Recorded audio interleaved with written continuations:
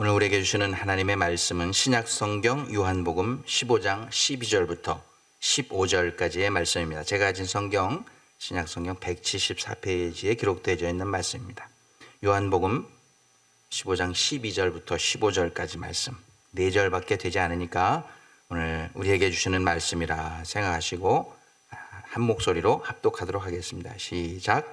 내 계명은 곧 내가 너희를 사랑한 것 같이 너희도 서로 사랑하라 하는 이것이니라. 사람이 친구를 위하여 자기 목숨을 버리면 이보다 더 큰 사랑이 없나니 너희는 내가 명하는 대로 행하면 곧 나의 친구라. 이제부터는 너희를 종이라 하지 아니하리니 종은 주인이 하는 것을 알지 못함이라. 너희를 친구라 하였노니 내가 내 아버지께 들은 것을 다 너희에게 알게 하였음이라. 아멘. 이것은 하나님의 말씀입니다. 기도하시고 말씀 나누겠습니다. 주님, 우리를 위해서 십자가에서 죽으신 이후 이 땅에 교회를 세우시고 2000여 년이 흐르는 이 순간까지 주의 성령께서 교회를 교회되게 해주시고 예배를 예배되게 하셔서 이 순간까지 예수 그리스도가 이 땅에 전파되게 하신 것 감사를 드립니다. 어떤 시련과 역경과 환난이 우리 인류의 역사를 힘들게 하고 우리의 삶을 힘들게 할지라도 주의 성령께서 우리 안을 함께 하셔서 특별히 말씀 가운데 함께 하셔서 교회를 교회되게 해주시고 예배를 예배되게 하셔서 오늘도 하나님의 백성으로 살게 하여 주신 것을 감사를 드립니다. 주님 오시는 그날까지 성령 의지하고 말씀 의지하고 마지막 순간 주님의 품에 안길 수 있는 저희들 되게 해 주옵소서. 오늘도 말씀 가운데 역사해 주실 것을 믿사오며 예수님의 이름으로 기도하옵나이다. 아멘.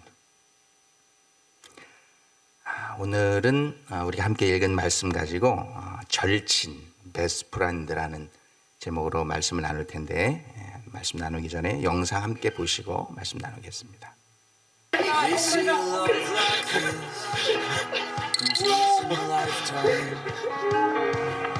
For the first time I believe it to be true. All of my friends say, you know. Just give us a minute. Sultana? Thank you.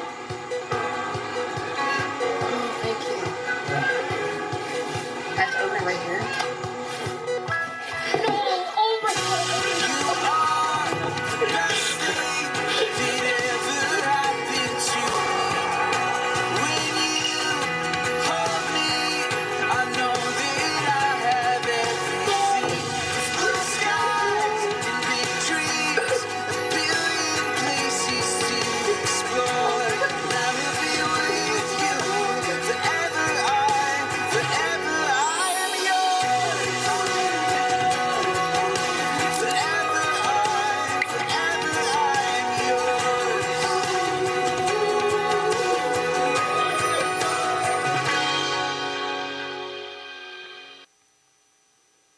방금 보신 동영상처럼 여러분에게도 이런 친구가 있습니까? 멀리서 오랜만에 친구를 찾아왔는데 눈물 흘리면서 꼭 껴안아주면서 반가워서 환영해주는 이런 친구가 여러분에게 혹시 있으신지요? 남자고 여자고를 떠나서 성별을 떠나서 만약에 이렇게 여러분을 기쁘게 눈물을 흘리면서 맞아주는 친구가 있다고 하면 그런 여러분은 분명히 행복한 사람입니다. 우리는 이런 친구를 가리켜서 뭐라 그러냐면은 절친이라 그렇게 말합니다. 절친. 이 원래 절친이라는 말이 이제 한자, 고대 한자에서 온 건데 절절히 친한 사이, 그런 형용사예요. 아주 친한이라는 뜻을 가지고 있는데 이제 현대에 오면서 아주 절절히 친한 친구, 이게 이제 줄여져 가지고 절친이라고 하는 신조어가 된 것입니다. 그래서 제가 사전을 찾아보니까 절친이 무슨 뜻이냐면 단순히 친구 관계를 넘어서 서로 믿고 의지하며 허물 없이 속마음을 터놓을 수 있는 깊은 관계를 의미한다. 이게 이제 절친의 뜻입니다. 영어로는 뭐라고 할까요? 베스트 프렌드라고 말합니다. 그래서 얘는 내 베스트 프렌드야, 내 절친이야 라고 공식적으로 알리는 행사가 있는데 그게 바로 이제 미국의 결혼식이라고 할 수 있습니다. 미국 결혼식 여러분 다 가보셨을 겁니다. 근데 신랑이 누구를 세워요? 옆에다가 이제 들러리를 세우는데 3명, 4명 혹은 5명씩 이렇게 쭉 베스트 프렌드를 쭉 세웁니다. 그래서 그 들러리, 신랑의 들러리들을 베스트맨이라고 그렇게 부릅니다. 베스트맨. 그 베스트 프렌드라는 뜻이죠. 근데 그 중에서도 가장 절친을 신랑 바로 옆에 세우죠. 그 절친을 뭐라 그러냐면 Man of Honor라고 합니다. 가장 절친, 그 베스트맨들 중에서 가장 절친을 Man of Honor. 신부도 마찬가지죠. 신부도 들러리를 3명, 4명, 5명씩 쫙 이제 세웁니다. 그 신부의 들러리들을 bridemaid라고 그럽니다. bridemaid.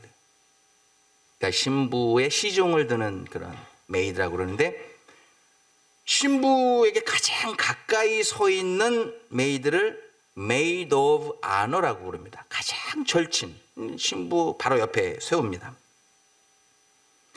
그런데 이제 결혼식 순서를 마치고 이제 피로연을 하잖아요.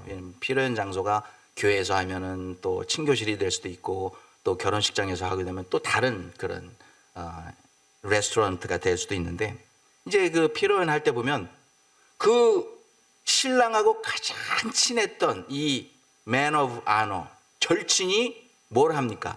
이 신랑하고 꼬맹이 때부터 자라오면서 둘만이 아는 아주 절친 사이만 아는 그런 스토리를 이야기하면서 이 결혼 축하 메시지를 낭독을 합니다. 그리고서 이제 나중에 서로 자꾸 허그하고 때로는 이제 울기도 하고 그럽니다. 감동이죠. 절친 사이. 자기네들끼리만 아는 그 추억의 이야기를 하객들과 같이 나누는 거죠. 신부도 마찬가지죠. 신부도 이제 Maid of Honor 절친이 딱 나와서 준비한 그 축하 메시지를 피로연할 때 읽어주잖아요.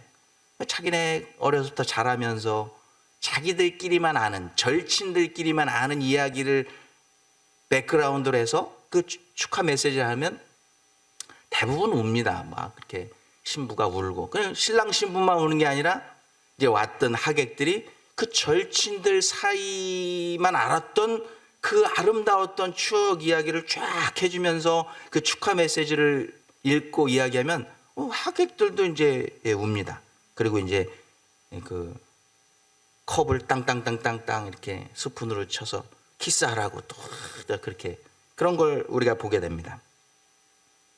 절친들 사이만 알고 있는 그들만의 스토리가 있기 때문에 그들을 절친 사이라고 말할 수 있는 겁니다. 오늘 우리가 함께 읽은 말씀 가운데도 바로 우리가 서로 주님과 절친인 이유가 오늘 말씀에 기록되어 있습니다. 15절 말씀에 이렇게 나와 있죠. 이제부터는 너희를 종이라 하지 아니하리니 종은 주인이 하는 것을 알지 못함이라. 너희를 친구라 하였노니 내가 아버지께 들은 것을 다 너희에게 알게 하였습니다. 왜 예수님하고 우리가 절친 사입니까? 하나님께로부터 들은 모든 것을 우리에게 다 알려줬다는 거예요. 다 알려줘. 그러니까 둘이 모든 것을 아는 사이가 되었으니까 주님과 우리는 절친이라고 할 수 있다는 것입니다. 그럼 우리가 주님과 절친이 될 수 있기 위한 첫 번째 방법이 뭐냐? 주님께서 우리에게 다 알려주셨으니까 우리도 우리의 형편과 처지의 모든 것을 비밀 없이 주님께 다 알게 드릴 때 우리는 주님과 절친이 될 수 있다는 것입니다. 그러므로 여러분 기도할 때 주님께 여러분의 형편과 처지를 다 알려드리시기를 바랍니다. 그래야 주님과 친구라고 말할 수 있어요. 속상한 일도 있고 화나는 일도 있고 힘든 일도 있고 때론 눈물 나는 슬픈 일들도 있습니다. 이 모든 것들을 하나도 남김없이 주님 앞에 다 기도로 알게 드릴 때 주님은 우리의 절친이 되시는 것입니다. 이 모든 것을 주님께 알려드려야 하는 미션이 우리에게 있어요. 왜냐하면 사랑이, 이 우정이 일방적이지 않아야 되기 때문에 그렇습니다. 성경이 우리에게 이렇게 말해주고 있어요. 뭐라고 말해주고 있냐면 야고보서 4장 3절 보면 너희가 얻지 못함은 구하지 아니하기 때문이라. 주님은 우리가 모든 것을 알려드리기 전에 다 알고 계세요. 우리에 대해서. 그리고 우리가 구하기 전에 우리가 무엇이 필요한지 다 알고 계세요. 그럼에도 불구하고 우리가 주님께 다 알려드려요. 기도로 다 알려드리고 구해야 된다는 거예요. 왜냐?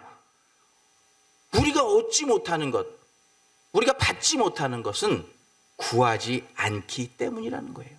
주님이 다 알고 계시고 우리가 필요한 것이 무엇인지 알고 계실지라도 우리는 우리의 친구가 되시는 주님께 모든 것을 다 기도로 알려드릴 때 바로 그 순간부터 우리 주님이 일하시기 시작하신다는 거예요. 그리고 일하시기 시작하시고 마침내 우리의 필요를 풍성하게 채워주시는 분이 우리의 친구이신 예수 그리스도인 줄로 믿습니다. 주님께 다 알려드리는 그런 모습이 우리 가운데 있을 때 우리는 주님과 절친이 될 수 있는 것입니다. 둘째로 오늘 말씀에 우리가 어떻게 주님과 절친이 될 수 있느냐, 생명을 건 사랑을 나눠야 된다는 거예요. 13절에 보니까 사람이 친구를 위하여 자기 목숨을 버리면 이에서 더 큰 사랑이 없도다, 이렇게 말씀하고 있어요.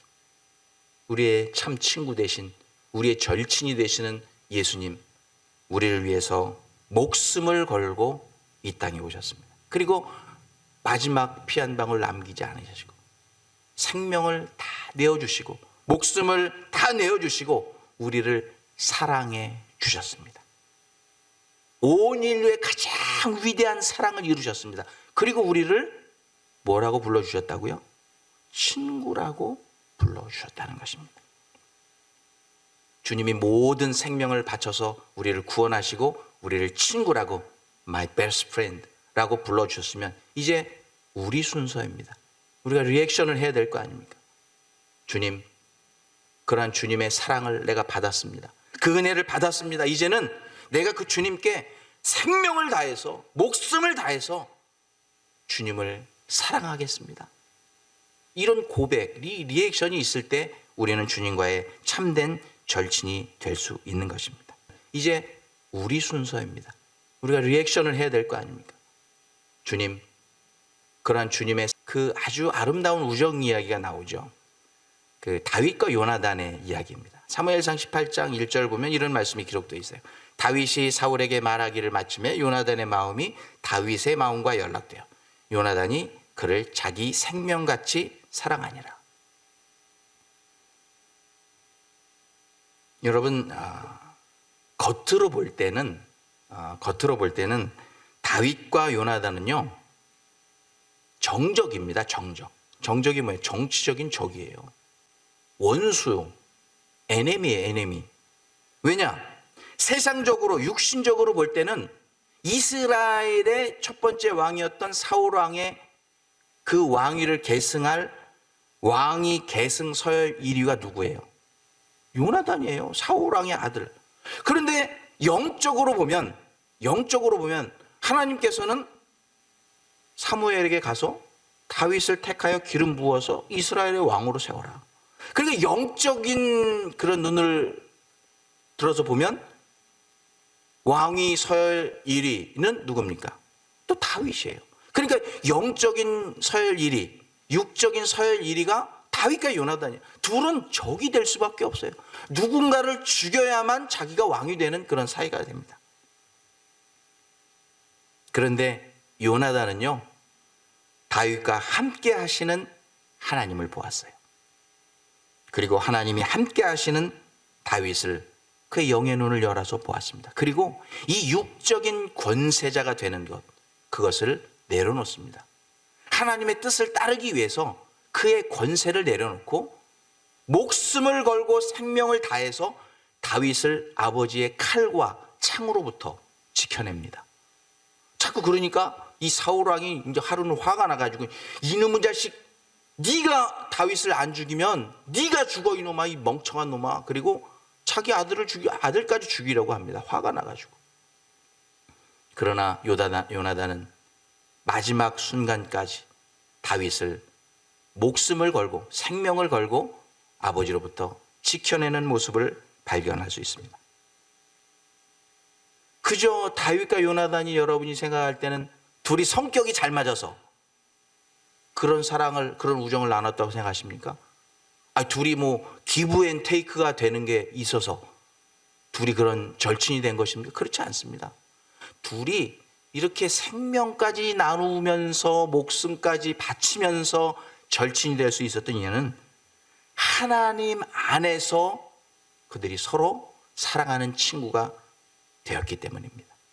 하나님의 뜻 안에서 친구가 되었을 때 그들에게는 생명도 아깝지 않았다는 것입니다. 그래서 요한계시록에 보면은요, 예수 그리스도를 위해서 순교한, 친구를 위해서 순교한 이런 순교자들이 어디에 소개되는가를 묘사하고 있는데, 하늘 보좌 우편에 서리라 라는 말씀이 있습니다. 하늘 보좌 우편에는 우리 예수님이, 어린 양이신 예수님이 서 계십니다. 그 옆에 바로 순교자들이 그 보좌 우편에 쓴다는 것입니다. 그 예수님과 친구된, 예수님과 가장 가까운 절친들이 하나님의 보좌 우편에 쫙 서게 된다는 것입니다. 여러분, 이것이 얼마나 놀라운 축복이고 은혜입니까?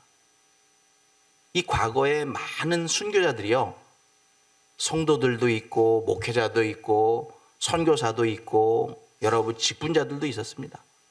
예수 그리스도를 위해서 죽음을, 생명을 아끼지 않고 순교했던 사람들, 이 사람들은 그렇게 고난을 당하고 죽을지라도 그 이후에는 하나님의 보좌 우편, 예수 그리스도 우편에 서게 된다는 이 놀라운 사실을 알았기 때문에 그 목숨과 생명을 아끼지 않고 예수 그리스도의 복음을 전하는 일에, 믿음을 지키는 일에 생명을 아끼지 않았다고 하는 것입니다. 사랑하는 성도 여러분, 요즘에 우리 주변에서 일어나는 여러 가지 현상들을 보면은 주님 다시 오실 날이 정말 얼마 남지 않은 것을 우리가 느끼게 됩니다. 우리 미국에는 무슨 어떤 대적들의 전쟁에 대한 공포 이런 것이 없지만, 또 며칠 전에 보니까 러시아 부통령이 우리는 핵 버튼을 누를 준비가 돼 있다, 트럼프 너 조심해, 이렇게 얘기를 하니까 또 트럼프 대통령은 오케이, 오늘 우리 핵 잠수함 2대를 러시아 너네 근교로 더 가까이 보내서 리멤버, 이렇게 또 대답을 했습니다. 이 전쟁이라고 하는, 이 죽음이라고 하는 이런 것들이 우리 미국 사람들에게도 그렇게 멀리 있는 것이 아닙니다. 언제 어떤 일이 벌어질지 몰라요. 세상이 미쳐서 돌아갑니다. 미친 사람들에 의해서 미쳐 돌아가는 이 세상에서 무슨 일이 일어날지 우리는 알지 못합니다. 그래서 주님께서 말세를 살고 있는 우리들에게 이렇게 말씀하셨죠. 처처에 난리와 난리의 소문들이 들리고 민족과 민족이, 나라가 나라가 서로 대적해서 전쟁할 것이며 처처에 지진과 기근이 있으리니 이는 재난의 시작이라. 주님 오실 날, 7년 대환란의 시작이 우리 가운데 놓여 있다고 하는 것입니다. 이것은 분명히 우리가 겪고 있는 여러 가지 자연재해, 또 전쟁의 공포들, 이런 말세의 현상들 가운데 언제 우리가 목숨을 내놓고 살아야 되는지 알 수 없는 시대를 살아가고 있어요. 그럼에도 불구하고 그 어떤 생명을 내놓아야 되는 상황이 닥쳐올지라도 우리는 우리 친구 되신 주님을 모른다고 하지 않고 주님을 나의 친구라고 고백하심으로 끝까지 우리 예수 그리스도와의 그 절친, 참 친구로서의 관계를 유지하시고 주님 품에 안기실 수 있는 여러분 모두가 되시기를 주님의 이름으로 축원합니다. 마지막 세 번째로 우리가 주님과 절친이 될 수 있는 방법을 이렇게 말씀해 주고 있어요. 서로 사랑하라. 12절 말씀에 나오죠. 내가 너희를 사랑한 것 같이 너희도 서로 사랑하면 내 친구가 되리라. 주님의 친구가 되는 방법, 주님이 우리를 사랑했던 것처럼 우리도 우리 이웃을 내 몸과 같이 사랑하라는 것입니다. 바로 내 이웃을, 내 교회 성도들을 내 몸과 같이 사랑하면 주님의 절친이 될 수 있다는 것이죠. 그래서 이 사탄은요, 이 사랑이 빠진 열심을 내게 합니다. 주님의 사랑은 하나도 없는데 열심히 교회에서 막 봉사를 하게 합니다. 밤낮을 안 가리고 막 여기저기서 막 열심히.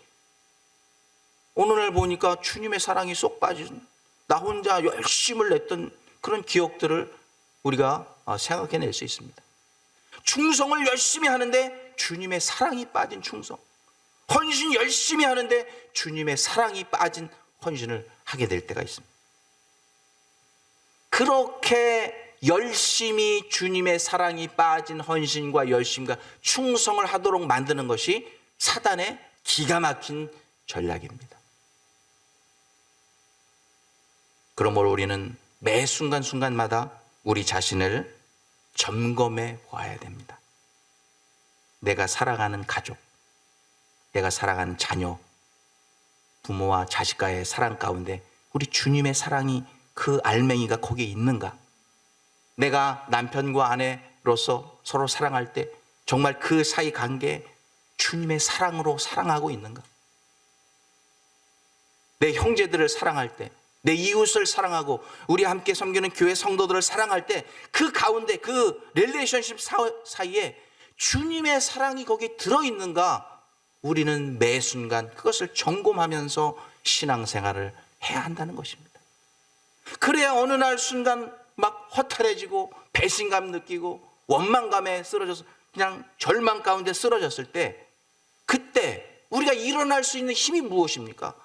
그 관계가 깨지더라도 그 가운데 주님의 사랑이 있었다고 하면 실망하지 않고 우리가 다시 일어날 수 있는 거예요. 그런데 그 사이 가운데 주님의 사랑과 주님의 긍휼과 자비가 없다면 우리는 그 쓰러져 넘어지고 절망 가운데 다시 일어나지 못하는 성도가 된다고 하는 것입니다.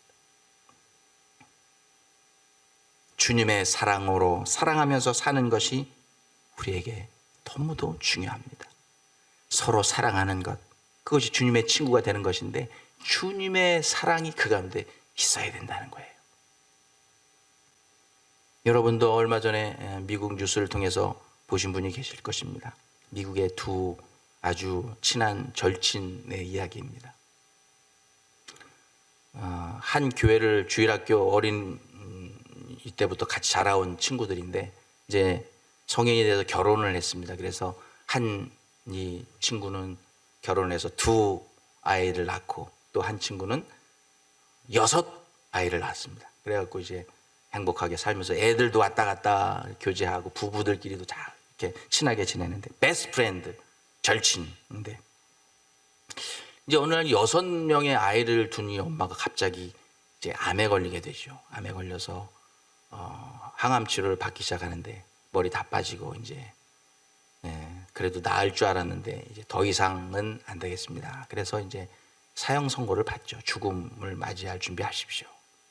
그래서 이제 죽음을 준비하면서 이 자녀들 걱정을 하다 이제 하루는 이제 눈을 감기 전에 이 베스트 프렌드, 절친을 부릅니다. 내 아이들을 다른 그 누구에게도 아무리 생각해도 맡길 사람이 없어. 네가 좀 맡아서 키워줄 수 있겠니? 그랬더니 이 베스트 프렌드, 2명의 자녀를 가지고 있던 베스트 프렌드가 Why not? Of course. 그리고 이 6명의 아이들을 자기 자녀로 입양을 합니다. 그래서 8명을 키우잖아요. 8명 키우는데 이제 그때 이제 이 항암 투병하던 항암 치료받던 이 엄마가 죽죠. 죽어가지고 이제 장례식에 가는데 쭉 8명의 아이들이 입양에 된 아이들과 이 두 양엄마, 양아빠하고 같이 장례식에 쫙 서서 장례식에 참석합니다. 그리고 이제 엄마를 위해서 웁니다. 그러면 이 아버지는 어디 갔냐? 왜 아버지는 어디 갔는데 왜 이 친구한테 얘들을 맡기냐? 아버지는요, 자기 부인 투병하는데 너무 힘들고 뭐 오래 걸리니까 그것도 그렇고 애들도 6명이라고 하는 애들을 돌볼 자신이 없으니까 미리 도망가 버렸어요. 그래 이제 이제 이 스토리가 아무에게도 안 알렸는데 어떻게 이 스토리가 SMS 사회 그 소셜 네트워크를 통해서 미국 전 지역에 이 스토리가 전파가 됩니다. 휴대폰 통해서 뭐 또 여러 가지 소셜 네트워크를 통해서. 그래가지고요, 이 사람들이 알리지도 않았는데 이 펀드레이징이 막 되는 거예요. 누군가가 이제 올려가지고 막 펀드레이징이 돼가지고 보내는데 그 대부분의 메시지가 이겁니다. 이 아이 6명을 입양한 친구 부부가 그 아이들을 잘 키울 수 있도록 해주세요. 조금 보냅니다. 이게 대부분입니다.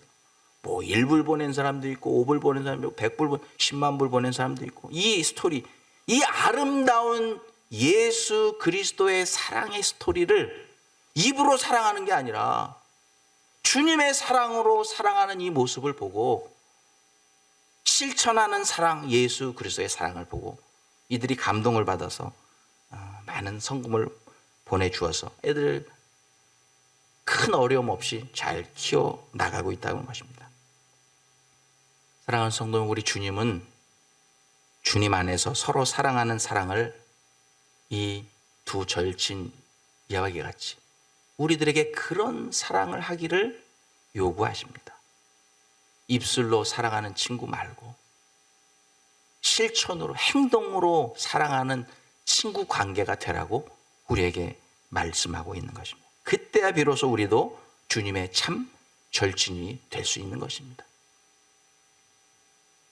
말씀 맺기를 원합니다. 사랑하는 성도 여러분, 아무리 힘들어도 우리는 주님의 사랑으로 서로 사랑하며 살아야 될 줄로 믿습니다. 그게 바로 우리 주님의 절친이 될 수 있는 유일한 방법이고, 그게 바로 우리가 예수님의 제자인 이유이고 우리에게 믿음이 있다는 증거이기 때문입니다. 간절히 바라는 것은 주님이 다시 오시는 그날까지 주님과의 이 절친의 사이를 잘 유지하실 수 있기를 바랍니다.